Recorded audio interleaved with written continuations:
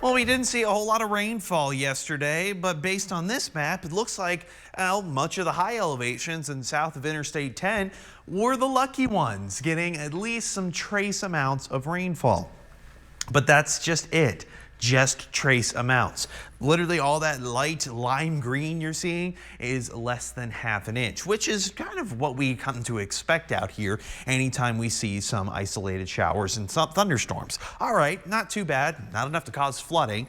We can all appreciate that. It's a lot warmer than originally projected, 78, and feels a tad bit warmer given a bit more of that humidity. The main reason why we got so warm is the cloud cover just did not stick around all that long. So you're seeing a couple areas like Big Spring up to 79. Same goes for Snyder and Ozona, while places like Marfa, Alpine are in those lower 70s like expected because they are seeing a bit more of that cloud cover, especially where we're seeing those rain chances. That one storm in Alpine, they went ahead and let that severe status expire. It was barely a severe storm to begin with, but you guys know the rules. Hey, if thunder roars, just head indoors. Most of these are just going to be pretty much pop-up showers. They gain strength quickly and then they fizzle out. They're not that strong. A lot of this cloud cover is limiting instability in the atmosphere. So you're going to see these storms, they pop up real quick and then they just die out on their own time.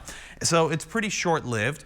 You know what? That's kind of best case scenario because we still have that slight risk for severe storms tonight. But hey, 54 for the overnight hours, not all that bad. I'll certainly accept it. By tomorrow, we're starting off with a bit more of that cloud cover, but then it clears out and we're left with ample sunshine back into those 80s. So your Friday golf forecast looks a-okay. But let's watch that future track, see what we got coming up. Yeah, some of these storms still kind of lingering around those high elevations, kind of outside of our radar range so much. So we're not going to get the most accurate data with that, just because it's so close to the border. Some of the stuff is going to try to pop up right to the south of Crockett County, north of Del Rio, and maybe even some isolated stuff in southern Lee County. We'll keep an eye on it, but nothing for the Permian Basin, unfortunately, at least based on this model run. Some of the other ones we're trying to show it. I'd like to look at some of the more conservative models because those tend to be the most accurate out here, given our geography. Clearing out just in time for your Friday. Wow, that looks really good.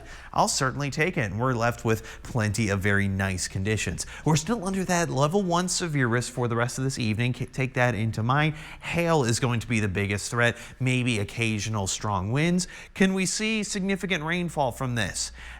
Probably not. So here's the areas that might see some stuff. Van Horn, maybe Carlsbad, Hobbs. It's trying to show something near Odessa. Hey, if it was similar to what we saw last night, we will take it.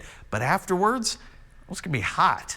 6 to 10 days out, it's staying warm and it's staying pretty dry too. But at least we have a nice weekend, a little on the warmer end of the spectrum, not the end of the world. We got a slight cold front by Monday. It's not going to bring rain. We warm up again by Tuesday with the winds, of course we are, and then kind of going back down. Just a little up and down roller coaster, but nothing too drastic, Jolena.